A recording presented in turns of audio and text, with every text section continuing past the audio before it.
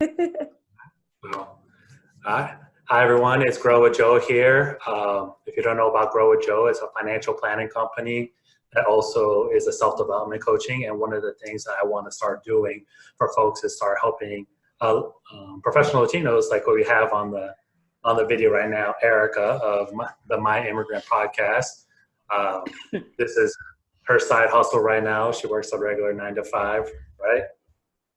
Yes.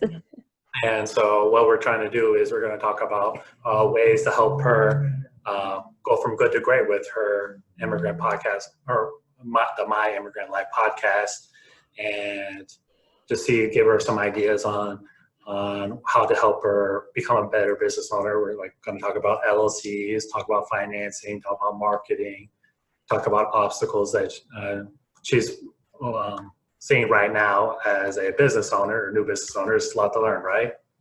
Mm-hmm. Yes. So let's just start off by just saying, okay, what's your story, Erica? Where are you from? How did you grow up? Yeah. So my name is Erica Hernandez, and I'm from a town just about an hour and a half south of San Francisco. It's called Watsonville, California, and it's big on agriculture. So my parents are immigrants from Mexico, and they did work in the fields for a little bit. And the reason why their family, well, my dad's family immigrated here was because of the fields. My mom's family actually immigrated to Los Angeles, but they're from the same town in Mexico. So, they stayed here. And, I grew up in just a very, well, for me, I felt it was very traditional Mexican household. The one thing that was slightly different was that my parents learned English when I was really young. So I would speak to them in English and they'd talk back to me in Spanish, right? So that's how the dynamic in the house. But one thing they always put on me, or not put on me, but one thing that was really strong in the household was to go to college. So that was kind of like my goal since I was a kid, was to go to college. But one of the things I always wanted to do, so they always wanted me to be like a doctor or nurse or a teacher. I always wanted to be a performer. And I did work in entertainment for a little bit, and I came back home and started working in agriculture because I just kind of lost my way. I never felt like I belonged, or there was just things with me that I had to work on before I could fully go into entertainment. And this past year, I've been going through some deep soul searching and figuring out what I wanted to do that was passionate about, because I felt like I wasn't fulfilling like my life purpose. And I decided that I wanted to create a podcast, and through some conversations, the story of how people immigrated into America or whatever country they're living in now was really strong, especially with all the stuff that's happening right now at our border. And for me, getting those stories, let me back up a little bit, because sometimes I feel like people start disconnecting immigrants and not like recognizing them as humans. They're just something that's happening, and it's kind of out of sight, out of mind. And with the podcast and these stories that are coming, it humanizes them again and brings more of a, like, you find things that are relatable, that are happening in their lives or happened in their lives, that you could connect with. Somebody that isn't an immigrant could connect with and understand why they went through what they went through.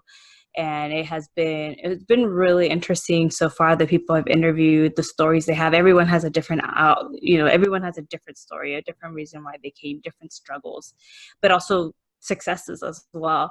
So I find them very inspirational and also very educational, because I'm learning new things all the time that I didn't know about. So that was the concept around there. Was really, My Immigrant Life was birthed out of what was going on at the border, and my way to stand up and show people, it's not, immigrants that come here aren't all, what you think they are. There's something deeper, and you have more in common with them than you think. And so that was like my main purpose around that, and the mission around the My Immigrant Life podcast. All right, awesome. And how did you come up with creating the podcast? Did you know where to start, or how'd you Not really. I started, how it happened was certain people I followed on Instagram, I paid attention to their posts and stories and what they were doing. And I started listening to other business podcasters, Mm-hmm. and specifically finding searches that had, how to start a podcast. And then I also knew people, through that, I started connecting with people that had created podcasts. So I started investigating more like what to do. And then they had friends that had podcasts and they would guide me along the way. And I was working with a mentor. I ended up working with a mentor because I was like, I need more help. Mm-hmm. So, What did the mentor help you with? well, the mentor, aside from the podcast, was helping me, not only business, but mindset wise. So as I mentioned, like I always wanted to be an entertainer, but there's always something stopping me or something that I was really scared of, and really worked with me to really understand like why I was believing certain beliefs and Mm-hmm. doubting myself, and push through those barriers and question those beliefs I have and kind of rewriting those beliefs. So through that, I was able to break through and create and execute against this podcast, because I was always, I'm still kind of I'm a person that has lots of ideas, and I get flooded with ideas all at once. Like I'm like, I want to do A, B, and C. And because it all happens at the same time, I just get really overwhelmed, and then I don't do anything. Or I start a bunch of projects and don't do it. And so she helped guide me to just like focus on one project Yeah. one by one, and help me understand too that I didn't have to be in constant hustle mode to get there. Like, yes, I'm working, but I didn't have to feel overwhelmed all the time. And that she really made me realize that just an hour a day, even if it's 30 minutes a day or 10 minutes a day, because that's all the energy I have that day, is enough to push through the next level, and that you're only given what you could handle at that time, so really helped me understand that.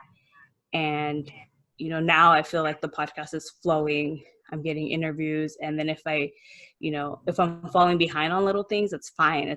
I accept it and don't stress about it, and just focus on the main things that I need to get done that day or that week.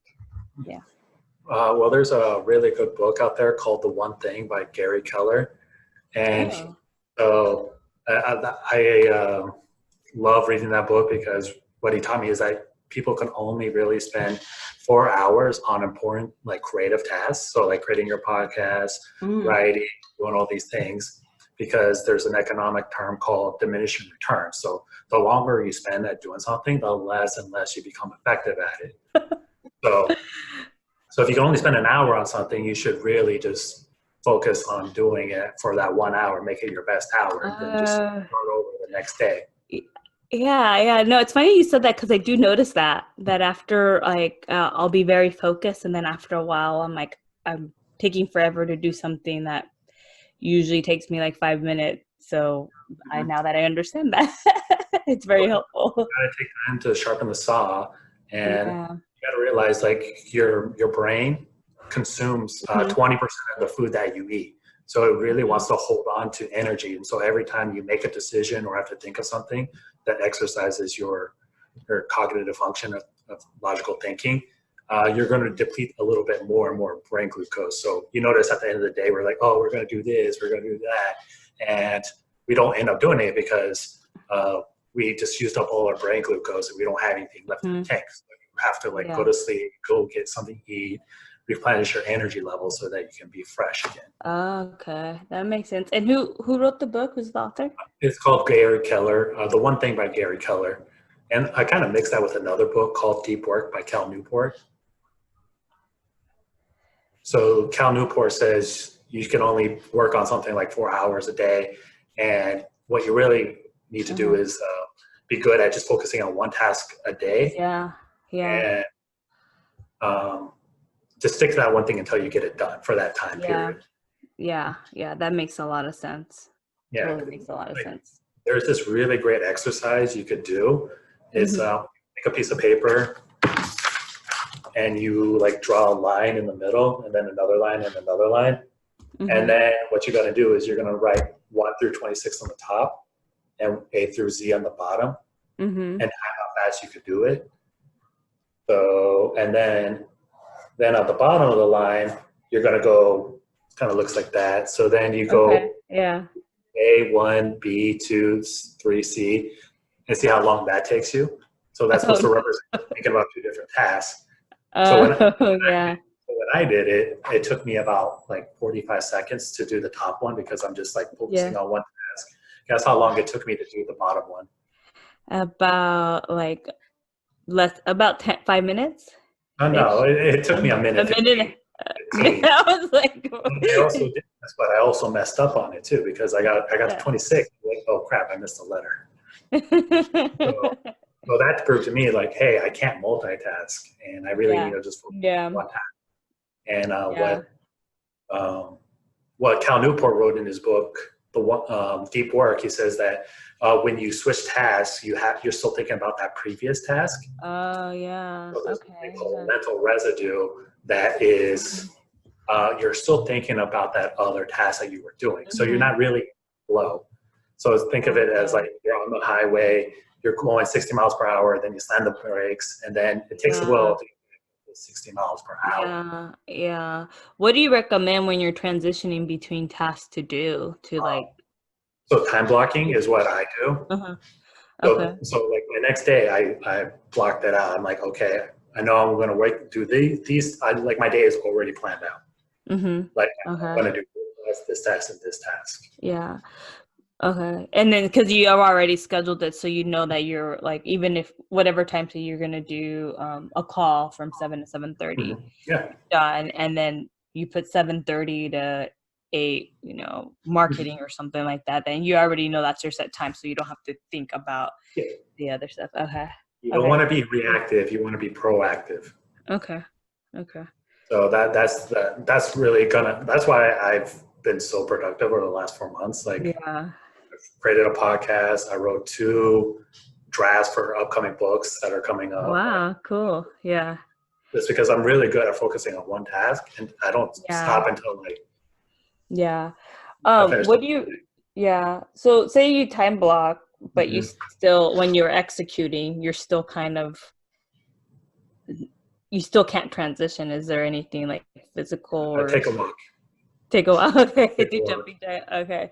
Because I tend to do that too, but sometimes I have no problem, and then sometimes I'm like, oh, I really want to do this, and I'm thinking of the previous task when I'm like, no, I know it's the time for this one, and okay, that would help. Well, think of it as a ceremony. Like you open up your laptop, you're like, okay, I'm here to write, finish writing, then go take a break, go get a water break, go for a walk, go play on your phone.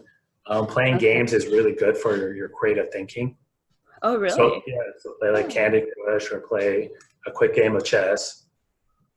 If you want to follow me on chess.com, you could look me up as Joey Caliente. I don't know how to play chess. Well, I'm just saying it's an option. Did you say Joy or Joe Caliente? Joey Caliente.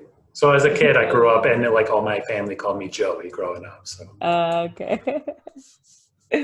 My family still comes, but it doesn't. But nothing rhymes with Joey, like the Joe. Like I could say, go with Joe, grow with Joe, improve your cash flow with Joe. It just rhymes with a lot of things. Yeah, that's true. And so like, take a break, come back to it, and just focus on. So like time blocking, like know what you're going to do for the day. You want to be proactive. You don't want to be reactive to your day. Okay. Cool. Writing it down. And then from there, like you really, you got to treat your day like you're waking up with a handful of bills. So that handful of bills is going to be consisting of 2 100s, 2 50s, 5 5s, and 5 1s. And when you wake up with that handful of money, what's going to happen is that money is going to get blown out of your hand, and it's your job to go collect those bills. But you don't have time to collect all the bills. You only have time to collect some of the bills. Some bills are going to be harder to find than the others, but like, which are the $100 bills. Mm-hmm. Those are going to be the most valuable, but they're the hardest ones to find. Okay. Ones and fives, that's like emptying out the trash, clearing out your email box, like doing little stuff that really is not going to move the ball forward. Mm-hmm. You want to save those tasks for the last part of the day. Those are like your last hour, last 2 hours of the day. And your first 6 hours of the day should be focused on collecting $100 bills and $50 bills. Okay. So like for me, like I have to write, I have to record a podcast, I have to call 10 people a day to try to schedule a meeting type of thing to generate income. Like those are much harder than me like, oh, let me clear my email box. Yeah. Or let me do this little thing that's really not going to move the ball forward with your progression. Yeah. Yeah. Totally understand. Okay.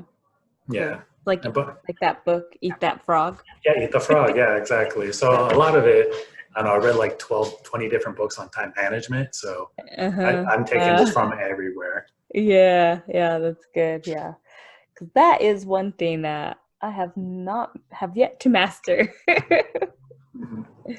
Well, the thing is, you can tell yourself an affirmation. Mm-hmm. So the affirmation I use hard choices, easy life. Easy choices, hard life. Okay.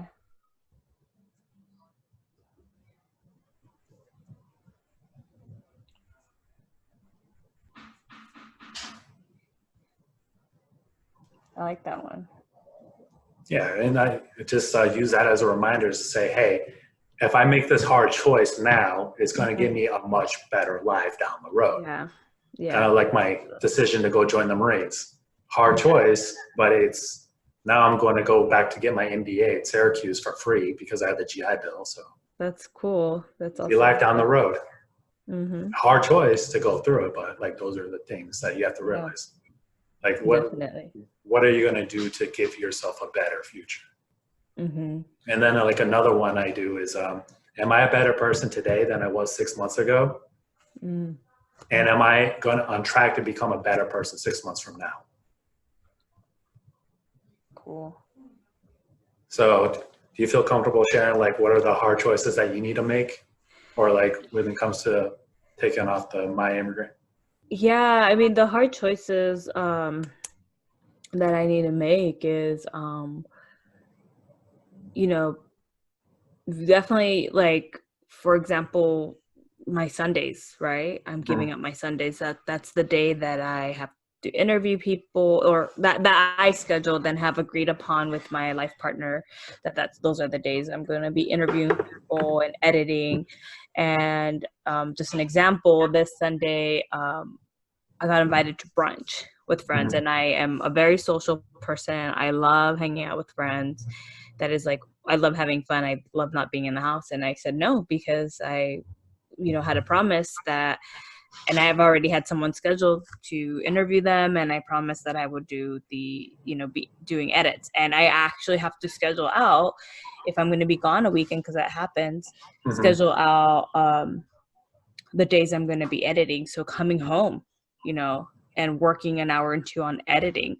And if, for example, I'm going to be here this weekend and not the following weekend, I'm going to be gone. So I have to edit not only Sunday, but also on Saturday, so that I have my episodes ready. Yeah. Those are the hard choices. Like, I want to be out there having fun, but since I work a full-time job, and I sometimes travel for work. So next week I'm traveling for work, that I have to make those sacrifices on the weekends to do that, And it's planning. Yeah, it's planning. Yeah, you're doing a great job. Yeah. What tends to happen to a lot of other folks is they're like, oh, I could let this one slide. Oh, but you're doing a great job and being proactive. So. Yeah. And I mean, I also schedule my fun time too, and make sure that I'm having quality time with the people I love and care about. So yeah, that's important. It's important too, so. Just schedule that time out, put on your calendar. It's like, hey, let's meet. Yeah. And do that. So yeah, a lot of people, I got in trouble for this, just like letting work overrun everything, and just like, oh crap, I just focus too much on doing future Yeah, stuff and yeah, not enough time on the present. So, but it's a balance. You have to. yeah, yeah, definitely. And I did, like you said, I was in a similar situation where we had to um, talk about it, as you know, with people I love, like, okay, where's my focus going, and scheduling that out to be like, okay, I'm gonna do a little bit here. Here's the days that I'm gonna do stuff. Here's the days that I'm gonna do this. Here's the day I'm gonna spend the time with you. And it's gonna be 100% focused on that. And you plan it out, but then it's just with ease. And since you've already talked about and scheduled it, then if things kind of go like, this brunch thing that came up, I was Uh-huh. like, well, no, I already, you already, that's the schedule that I have, and I can't change it because I already have commitments. So Hmm. that happened. Yeah, Hmm. it's just you got to set Yeah, expectations and just letting people yeah, know how yeah, it really is. yeah, and being flexible too, because a few weekends ago we had something come up, and so it worked out. I worked around people's schedule, and I ended up having a day off, but at the same time I worked on a Saturday on my podcast where I usually work Sundays, so that it Mhm. ended up working out, and I was able to switch schedules around. So yeah. Yeah, just yeah, it's. Yeah. I got a lot of trouble in the past. Just Yeah. And on the weekdays I just come home and do the podcast work. yeah. Well, as long as you have a system and process and everything. Yeah. But in terms of like with the podcast and everything, what do you want to do with it moving forward? Like, what do you expect it to give you? You know, I envision well, what I want to do with it going forward is I do envision it being its own like entity and company, similar Yeah. to big podcasts like my or that's my podcast. But like This American Life is a really big, you know, radio show and production. Hmm. And that's where I hope that it will grow, that I have this company um, that is the podcast, and that I have a full staff. I have, writers on it that help, people going around the country interviewing people. I have people, storyboards and editors, and I don't know if I'm the show. I don't know the lingo around the podcast world, but I'm definitely uh, a show like one of the head honchos, producer, the creator too, because I think I still want to be very involved in the creation process, because I script things out. Like I do an interview too, but if some of the interviews call for me to do a little bit of storytelling and voiceover in there too, and I love picking the music. Like I when I do my intros or I do something with music in there, it just brings so much life to the story. It Hmm. like I love doing that when I'm editing and doing that. It's just like, but I don't have time to do all the technical edits that I'm doing right now. Yeah, That's a but I problem do. I have. Yeah. Yeah, I do envision that. And I think at one point, let me find it. I did write it down, like what are the things that I want to focus on and then outsource. But at the end of the day, just have, it be its own company, its own website, and people are talking about it. It's on the radio. And on top of that, too, I do hope that one day there's these collections of stories. Some of them even get turned into TV shows or movies or miniseries, Mhm. and work on that, because for me, I do feel there's a lack of Latin stories in Hollywood, Latino stories, Yeah. and specifically because I'm a Mexican descent, Mexican stories. Yeah. Because sometimes too, I'll be watching shows and there are people from different Latin countries, and I can't relate, or I don't relate as much to them. It's a totally different culture, and I think seeing someone like me projected on the screen that had similar upbringing to me, it brings it closer together. And it's growing. It's definitely growing with shows like Vida, um, and there's other actors out there that are out there and trying to get more Latino representation in Hollywood. It's growing. And I think I saw something once, and I think it was Trevor Noah. He was getting interviews, and it's like, if you want to see your stories out there, then you have to make those stories, but you just have Yeah. to find a way in. So don't know how I'll get a way in, but it'll happen.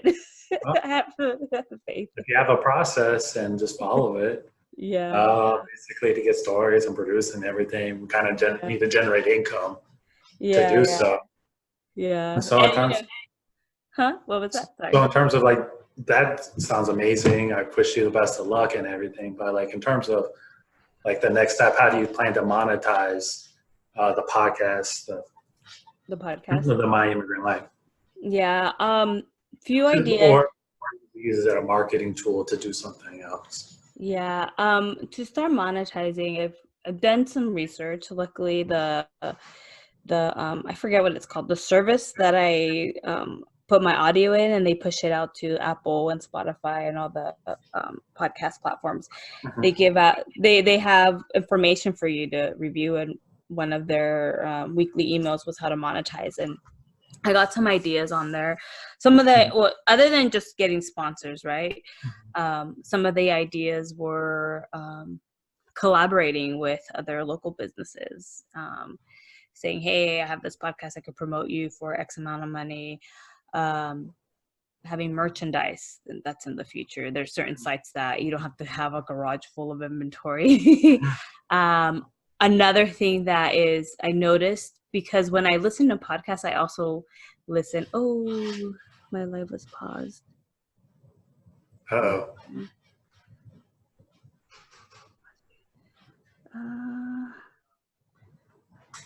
My oh, Should I oh, just? my phone needs to cool down. Can you hear me? I can hear you on the Zoom. So My phone needs to cool down. Hold on. I had it against the computer, and it just overheated on me.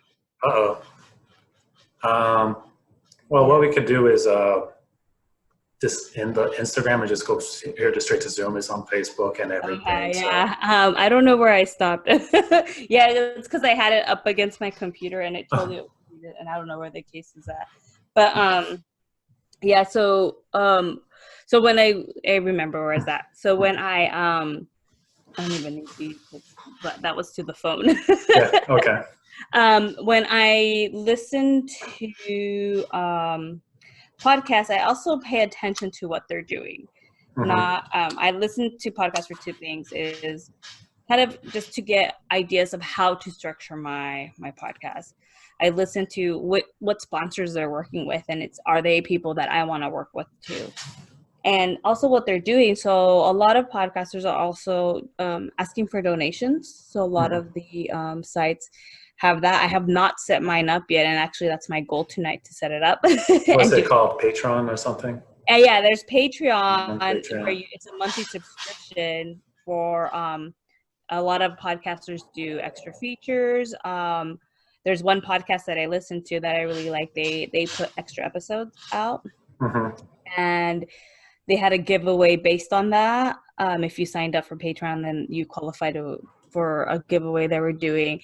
Another podcaster, she gives out like monthly gifts.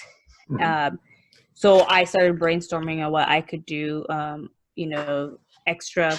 I was thinking like extra podcasts as well, and I couldn't remember the other thing. I have to write it down. But there's also just asking for donations, like you ask for donations within the a lot of the host sites do that. It's just like ask for donations for like equipment and all of that. So those are the few things that I had. But also just doing collaborations to get more exposure as well. So, but well, remember when we talked like 2 weeks ago about like, I think it would be amazing to like see if you can teach other folks how to like get their own immigrant story from their parents. Yeah. It's like my dad has some pretty interesting stories. Like when I do my public speaking, I tell my dad told me he got deported 6 times from Mexico back to Mexico, but luckily for me, he came back 7. And then he told me this one time he got picked up by immigration, where he's like, "Don't worry, I'll be back the next day." So I feel like I get a lot of my determination from him. Yeah. But like it's those type of stories. I'm like, okay, I can see why I work so hard. What to ask and all that. Yeah, like what are the questions? So like one of the things that you got to do with your business and everything is like make it easy for people to say yes. How can you say yes to giving, paying for your services? Like if there's any like if it's not clear at all, then they're not going to move forward. Yeah, totally. You know what would be really cool too? I just had this idea was like do like the Patreon and then have that as a freebie, right? If you join Patreon, you get this like ask your parents. So then I get the monthly subscription going with extra episodes, but you also get these little extra stuff. Yeah, exactly. A really good way to get people to sign on with you is just make sure that the value that you're getting is exceeding what they're paying for. They're like the value is what you get, price is what you pay. So if you can make sure that they're getting like 10 times the value for what they're paying, then it's more likely you're going to give those yeses. So like if you do the Patreon and you say, hey, you get this ebook, plus you get like these list of questions to ask, plus I don't know, whatever, you got to ask like, what else would they need to help them record the story? Like give them a list of 5 different apps to use to record their stories. Like if you wanted to, or like if you wanted them to share their stories with somebody, then here's the 5 destinations you could share your story. Like, I'm not sure if this is a thing or not, but I feel like it's something. Like you could record your story and share it to like the National Archives in DC. And so it's always on file. Oh, I did not know that. I think that's something. I swear I heard that. Wow. But something like that, just like, hey, here's everyone's stories, or you could like, hey, you're on the National Archives and it's on this podcast, so it's gonna last forever, type of thing, or create something like that, just so you can have more time to, like, basically, like you got to use the money as a tool to help you with other things. Yeah. Like you hire more workers, you can give yourself more free time to work on this that's important to you. Yeah, totally. So like you figure out a way to monetize it. I feel like yours is more service based, so you want to figure out, okay, how can I provide people a service? So like give them a $20 ebook that says, okay, this is the best way to tell your story and share your story, or like here's some like do's and don'ts for interviewing. I know it's really, I read this one book, it's called Never Split the Difference, and I use it on my mom, is I never use why anymore. When she says something, I don't say, hey, why you think that way, or why is it this way, type of thing, because when you use why, it's very, it's like accusing somebody of not doing the right thing.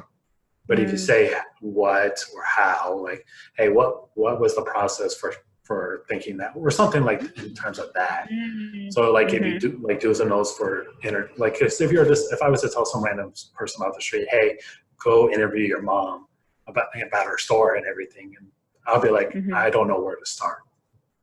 And so like when you develop this like little challenge or course or something, you could sell it for, I don't know, you could sell it for whatever. You just got to make sure that you're providing 10 times the value for what you're offering. Okay.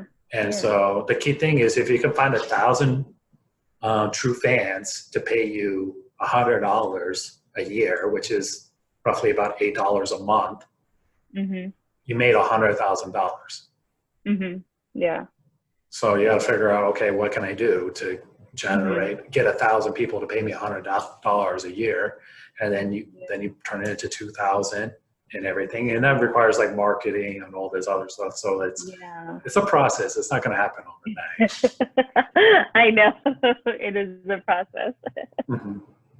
And it's also like loyal followers too, because I'm not about the crazy numbers. And I think I mentioned this to you on my Immigrant Life podcast, there's like less than 200 followers or 200 followers, but I get more engagement than my personal one, and I have like way more. And I did a live the other day, and like a friend from high school wanted to join because she had some commentary to say on the subject I was talking about. So that was super cool.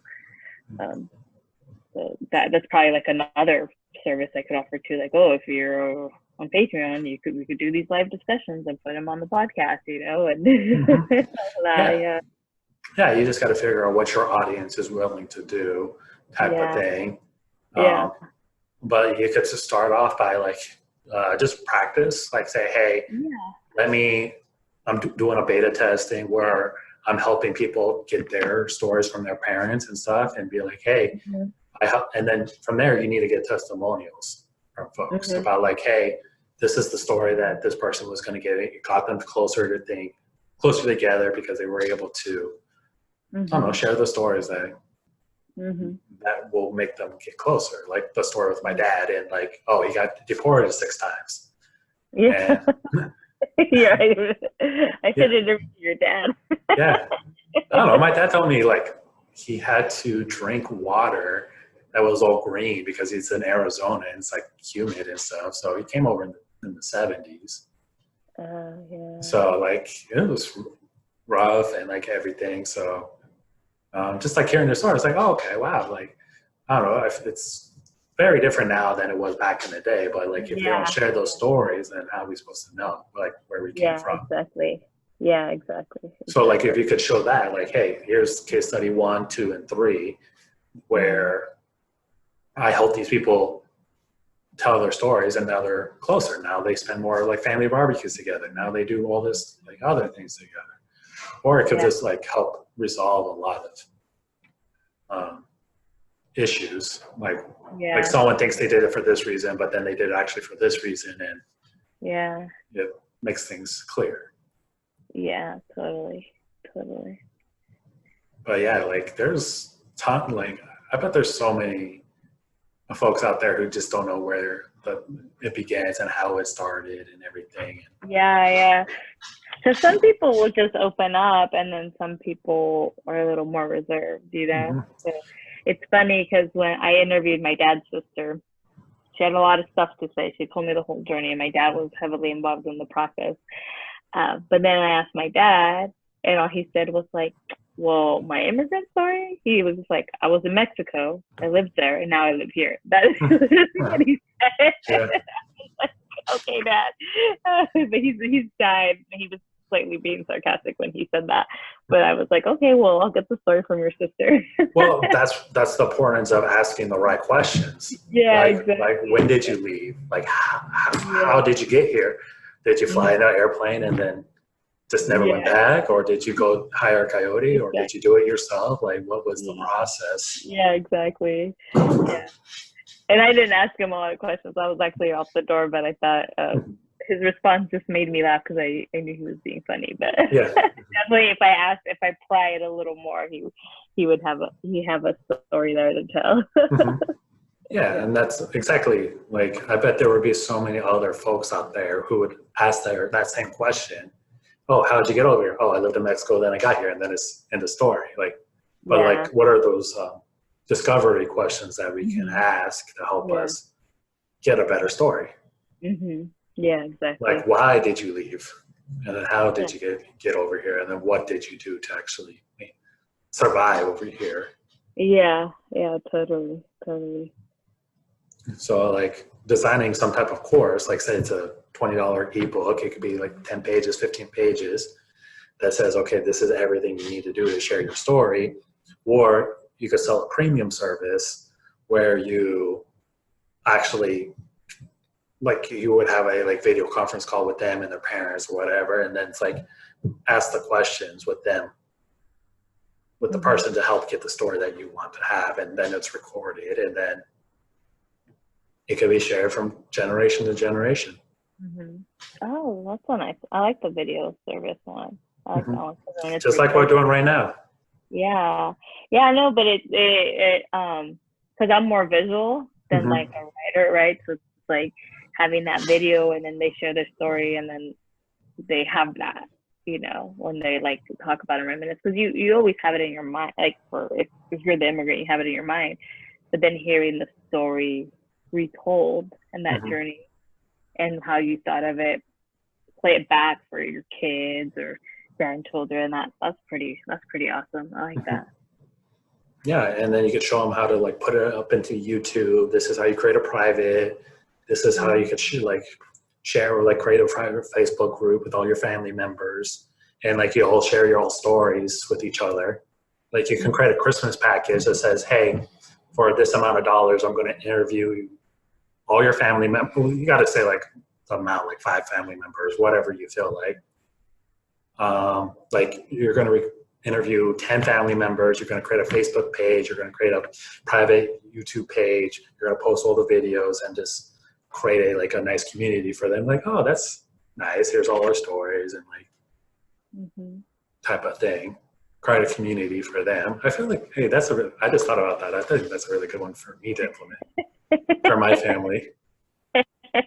Yeah. So many ideas. I love it.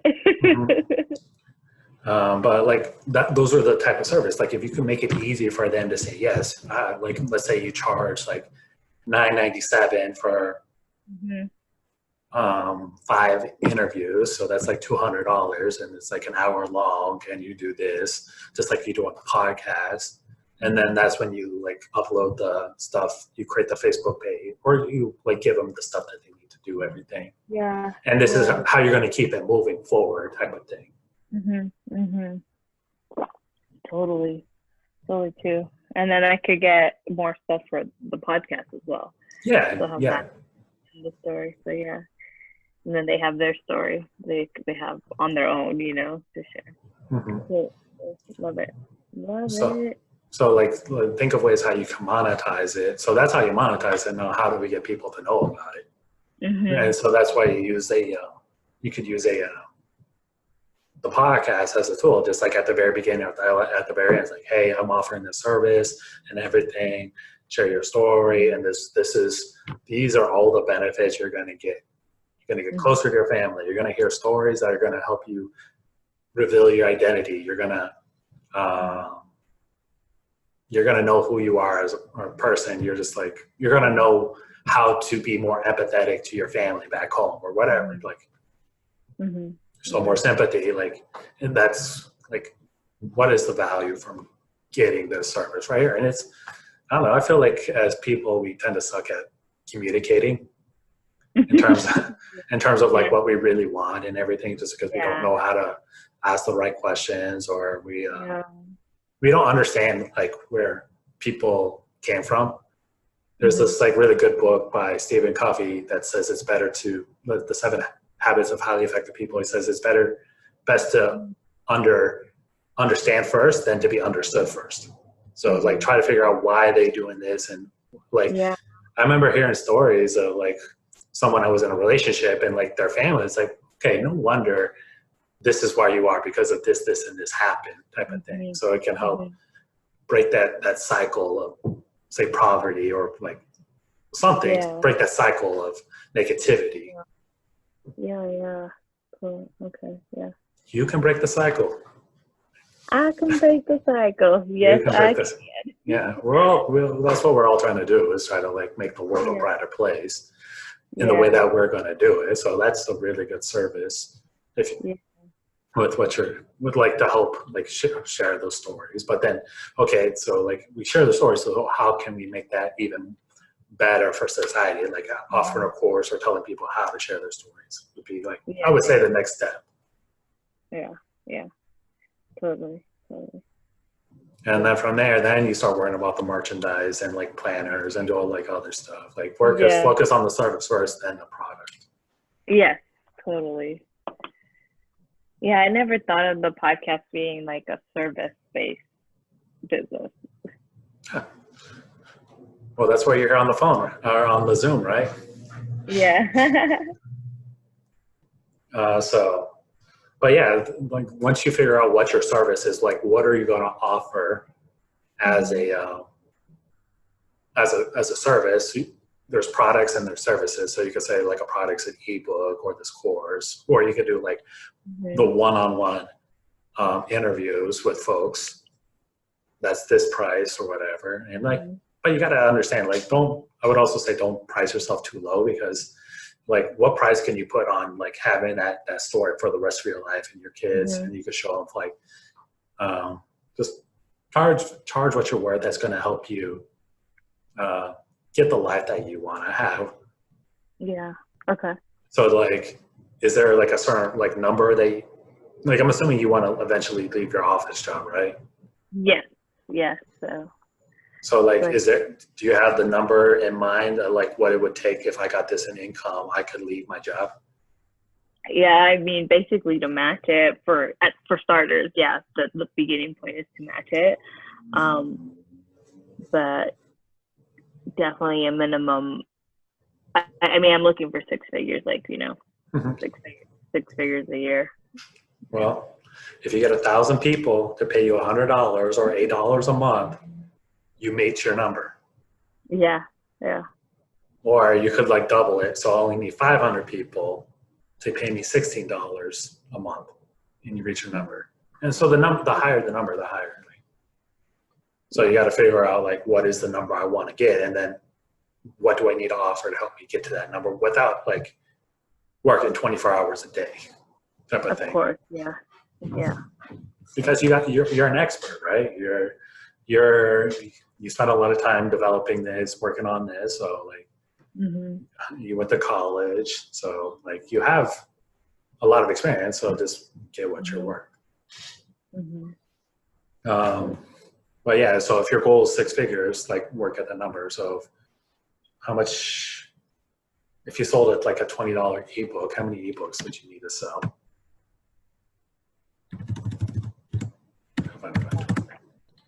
So you would need to like sell 5,000 at $20. Okay. Which is doable, but then you just need to work on your funnel in terms of like, hey, this is where all the leads are coming from. This is like, if you need 5,000 people to buy your $20 ebook, but you can also, let me share my screen with you real quick and just show you,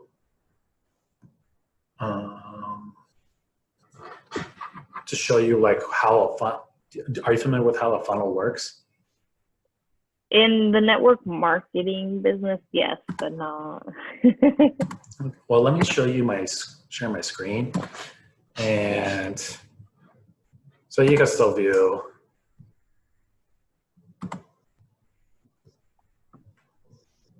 Oh, I thought I already had the plugin installed.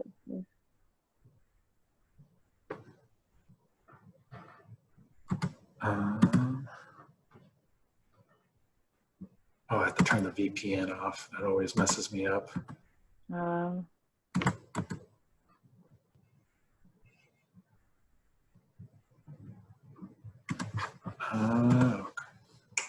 Technology. I'll be better next time. It's a learning process. It's the first one, right? Yeah.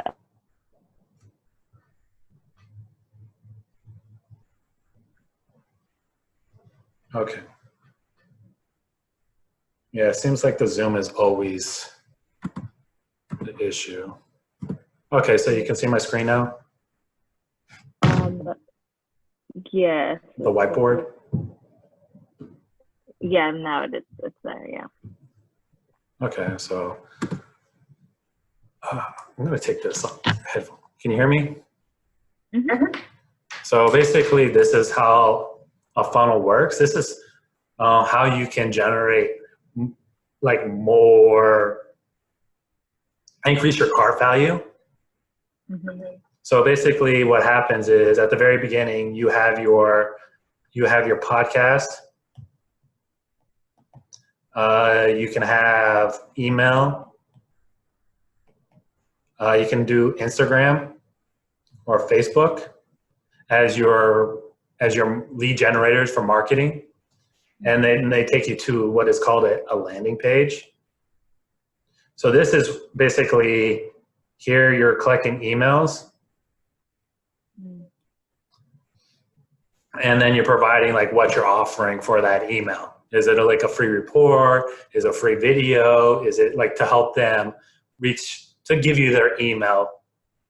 And then from there, but that email could be like, hey, like for me, I use this as for my book, More You Know, More You Grow. I say, hey, to get my book for free, all you have to do is pay for shipping and handling. just put your email, and then from there, they go into the sales page.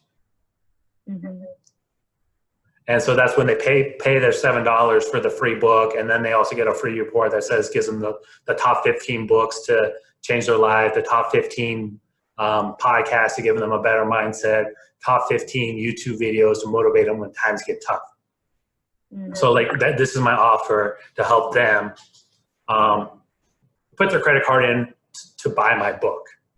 Mm-hmm. So whatever you want to do. So let's just say the book is $7. But then I also have, it's called an order bump. So there's like a little button right there for the audio version of my book. So while they're waiting for the book, they can get the audiobook for $20 and just start listening to the book right away. Mm-hmm. So from there, I just increased the car value from $7 to $20. And then after they put their information in, then there's something called a one-time offer or an OTO. Mm-hmm. So this is where you can offer the bigger service items. So like for me, what I do is it's called my starter pack, and I sell that for $47. So then they're going to get my second book, More You Know, More You Flow. They're going to get more videos to watch. They're going to get my daily planner, more podcasts to listen to. And so I sell that for $47. So now my car value is $74. And then from there, then you can offer another OTO. Usually you just want to do one. And then that's when you could offer your services as for your one-on-one coaching, whatever you do that for. Mm-hmm. So it's a process to help them to lead the buyer to get the service that they want. So like not everybody will buy the first one, like say like 10% only do this, and then another like 5% do this, and then another 5% do this. What can happen is you just think now you increase your car value tremendously. Instead of being $20, now it's potentially could be $500 or $1,000 to help get the right ones on the bus. Yeah. Does that make sense? Yeah. Yeah, so like that's what you kind of have to figure out when you're developing your business. Like, what can I offer that's going to help people move along the value ladder? Are you familiar with the value ladder? No. So a value ladder works like this. So you have people, these are the cheaper, and then as they move along, then they can choose to have more and more services. So at the bottom of the value ladder, it could be like a free video or a free report. Mm-hmm. That's where you're just basically getting an email address, and then you could have your ebook right here, and then you could have like an online course right here, and then this is up here for your one-on-ones right here. Mm-hmm. Because there's only one Erica, right? Yeah. So you can't be everywhere. You like if you can only really work, if you're working from 9 to 5, you only have 2,000 hours to work for the year. So you have to understand that you can't be everything to everyone, mm-hmm. but you can provide them tools to help them from where they are in life. So you might have some people who are right here, and that's and that's fine. But then as you like send out your message and contact and everything, they'd be like, oh, here's the online portion that you could do. And then like, oh, here's the one-on-one, just like a higher value type of thing. And so instead of just getting $20 now you could have potentially $574 as your car value. Okay. And so the more people you get through this process, going through the value ladder, the better off you're going to be. And you're not going to be working 20 hours a day trying to be everything to everyone. You have different offers for different segments of your population, of your audience. Okay. So like this is what I'm implementing right now, something similar to this in my business, because like I really cannot work 20-hour days to do everything for everybody. But what I can do is offer tools and support to help them move along, and a certain portion will reach the top and a certain portion will just stick in that same segment forever. Mm-hmm. But like one of my things that I learned from my public health teacher back in the day is like, you can't save the whole world, but you can save a slice of it. Mm-hmm. And if I save my slice and you save your slice, Erica, and everyone saves their own slice, then the sum of our slices will be greater than the whole. And the world will just be a better place, more productive. And because what I tell somebody, they might not relate, but like they might relate to you more, and you're helping them out become a better individual that's going to be a stronger community member, more productive member of society, because you're offering them tools and resources to become a better person. Mm-hmm. And be more happier, and then your health improves, and then life is just good. Life is good. Yeah, get that good life. Yeah. Cool. But yeah, that's something that I would think about implementing to what you like. Get your dream number. Like say, hey, I want to have this amount of salary. These are what my expenses are. So this is what I need to do to offer and sell to folks that want my services. This is what I need to get to where I want to go. Mm-hmm. And then once you start making more money, then that's when you can start creating your production company and getting stories and creating television shows. So like, and this is all important stuff, because then if you transform this information into other future business opportunities. Mm-hmm. Share more colors of or stories of color. Mm-hmm. And just share the stories that are meant to be shared. I was taking notes. I have 2 pages worth of notes so far. And I'll definitely go back and re-listen to this on YouTube too. Write even more stuff down. You're gonna get this video. It's gonna be shared with you and everything. And this is the like building blocks. There's a lot of work that goes into building this up. And, like I don't know. I've been trying to develop my course for like 4 months now. I'm like, it just takes time. Yeah. Definitely. I'm brainstorming too as you're talking of things like, okay, how can I bring this into the podcast, and what is the services that I have, and how do I have these different tiers or blocks that people can upgrade to for different services. So yeah, that's very helpful. Yeah, so I'm gonna stop sharing that. But yeah, the idea is that's what it like to help you quit your job and then focus on what you really want to focus on in life. Yeah.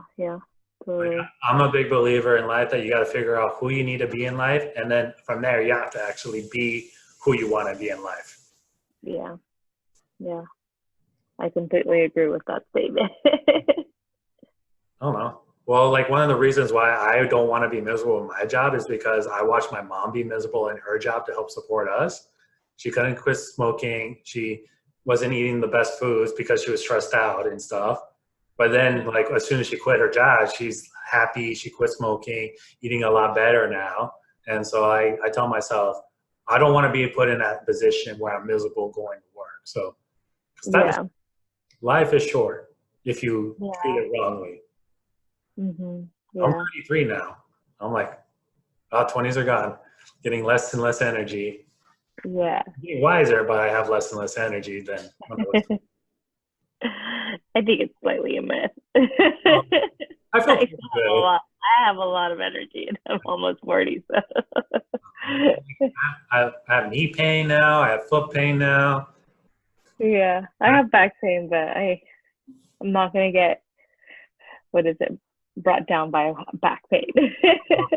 Well, it's like, it's nice not to get out of bed and have back pain. So I guess Totally. Well, for me, I'm like, so like it reminds me that I have to take care of myself because I don't want to be 60 years old and be stuck in a nursing home or something. Yeah, totally. But All like, right. in terms of like obstacles moving forward, like what are some of the things that you? Obstacles. I just think like the biggest obstacle right now is just because the main focus is setting up interviews and getting those interviews interviewed, right, and then the editing. So it's kind of more of a time obstacle and where I should put my focus on. And definitely right now, I think there's more money going into the podcast going out to the podcast and coming in. But it's like any business you start, you have to put money out first, and then you'll see the money come in later. So definitely starting to outsource some of the stuff, and having an allowance, knowing that that I'll see that money.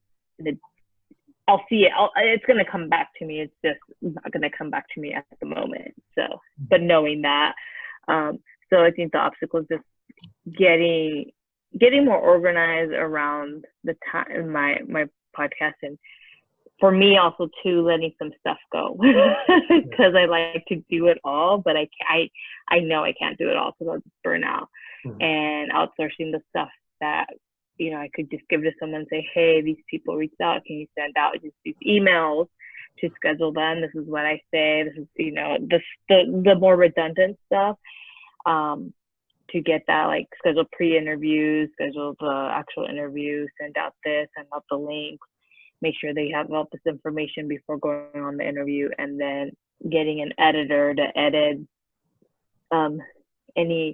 any weird sound stuff that's happening, like, background noise and all that, to get the sound, sending it back to me so I could storyboard, then send back like what I want from the edit and picking the songs and all that, and have somebody else putting it together, which is like that part is harder for me. The obstacle is the editing part, because I do like doing it, but it is very time consuming. Because like I said, there is an interview where somebody heard mic hitting something, and so when I was talking, I just heard this like mic hitting, so I have to take time and really listen to it, and mute her mic for a moment so that you don't hear the constant ticks, and then bring her up when she's talking and all that. So like little things like that that could get edited by somebody else, and then any awkward pauses and all that that I just edit out that don't flow, that I could outsource to someone. They could do it way faster than me. Yeah, or like way cheaper than what you got to value your time. Like, how much do you value your time? So if you could find somebody like a virtual assistant on like Fiverr or something, or Upwork, like find somebody in the Philippines. You can find a VA for like $7, $8 an hour, and just say, hey, I just need you to do these podcasts, and if you could spend $20 to save you 2 hours, that could give you more stuff to focus on. Yeah, exactly. So like, as a business owner, you have to make the decision, am I going to be a technician or am I going to be a rainmaker? Yeah. So a technician is focused on the day-to-day, like, I got to do this, the editing, the podcast. The rainmaker is trying to figure out how can I get more people into the funnel or the system. How can I get more people to know about the My Immigrant Life podcast, which will then those people then can go into getting that free course or report, and then build up from there. Because like, potentially one person can give you 500 or whatever the number is. Let's say if you get the right person, that can give you $1,000, but it's going to take you 10 hours to get that one person. But if you hire a VA at, let's just say $10 an hour, and then that's $100, but you made $1,000 off that one client, you made $900 still. Yeah. So like, you gotta like remember what I said. There's $1 activities and $100 activities. Try to focus more on the $50 and $100 activities that are gonna help you out. Okay. Yeah. Totally. So like, in terms of like, could you hire a virtual assistant or to do that, or? I haven't looked into the cost, but probably. I don't. I'm willing to invest in that. So. Well, what I would recommend is you go to like Upwork.com and hire 3 at the same time and give them the same task. And then Upwork.com? Upwork. Upwork. Okay. Mm-hmm. Yeah, hire 3 at the same time to do the same task, and then hire the one whoever does the best job. Okay. And then you can hire another 2 and just see who wins until you find the one. Cool. Because there's like a good assistant can save you a lot of time and save you a lot of headaches. Yeah. Yeah. Totally. I think so. Yeah. So then, but the idea is then if you hire that assistant, you need to do make the hard choices and do the stuff that's gonna bring more attention to you and the podcast. Yeah. Yeah. Completely agree. Totally. Yeah, it's just like in terms of like how can I let go? Yeah.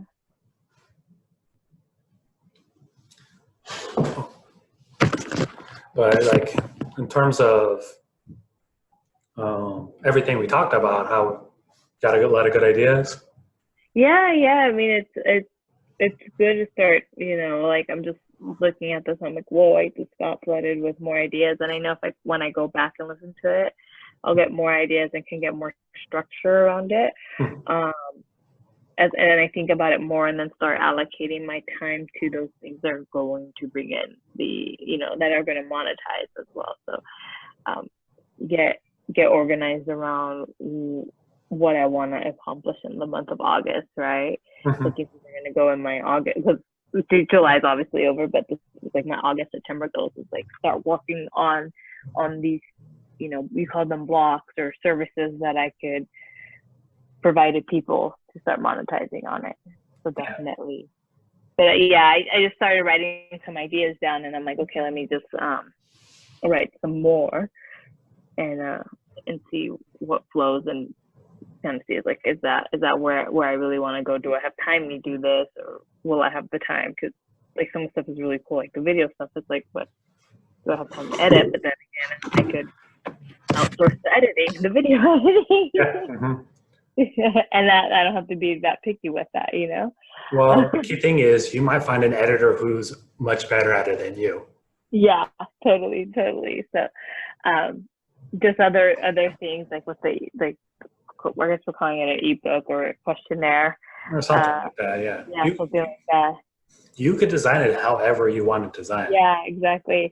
So thinking about how I'm going to design it. And also, do I want to go the route on another thing that popped into my head is like how to start a podcast. Like if someone's listening to this and wants to start a podcast, and I know like there's a lot of questions I have that I still don't know, and maybe like add that to some of the ebooks. Well, you could add that as an offer, like stack it on top of what you're already doing. So there's this guy named, was it Pat Flynn? Where he does Entrepreneur on Fire, and he teaches people how to start their own podcast. And so what you do is you offer your service, but then you add his as a value. Say like his is worth like, say you like organize everything from him, and then maybe he has affiliate links where like if they sign up with his program, you get a cut. Okay, what's his name? I think it's Pat Flynn or John Flynn or something like that. He does Entrepreneur on Fire. He does he also teaches people how to start their own podcast. Is it John or Pat? John or Pat Flynn. I'm going to look it up right now. I think it's Pat Flynn. Yeah, it's Pat Flynn. Okay. Pat Flynn. And so, but like if someone already did the work, don't try to reinvent the wheel. Just add it on top of your offering. Yeah. Okay, cool. Yeah. Don't ask yourself, how can I do it? Ask yourself who already did it first. Okay. Who already did it first? I like that. Who already did it first. And then you just like then you just organize all their information and give it to say, hey, this is what, like, you organize their information. So like you could be like, hey, here's the top 10 videos from John Flynn on how to start. Here's his top 10 videos on how to start a podcast type of thing. Okay. Yeah. Like he already did all the work. You're gonna you could add your own like twist to it to say like, hey, you talked about this, but I know within our niche, this is what we should actually do. So you can add that type of thing to it. And it's on YouTube. If it's on YouTube, it's free game. You just give a link and say, okay, this is how you implement. So don't ask yourself how, ask yourself who. Okay, perfect. Cool. And then, so then you could be like, on your next one, here's your e-course, plus you pay for this e-course, plus you're going to learn how to start your own podcast from John Flynn. And this is how you can do it. It's free for you. It's not going to cost you anything for creating all that content. But like you could say it's worth $1,000 for this, but you get it for free by getting this course. Okay. Yeah. So you got to figure out what your offer stack as well. Like, here's the course, plus you get this bonus, this bonus, this bonus. Have you seen that before? Yes. Many times, yeah. So like, you get this, but you're going to get bonus 1, 2, 3. Oh, and there's a secret bonus 4, all for the low price of this amount.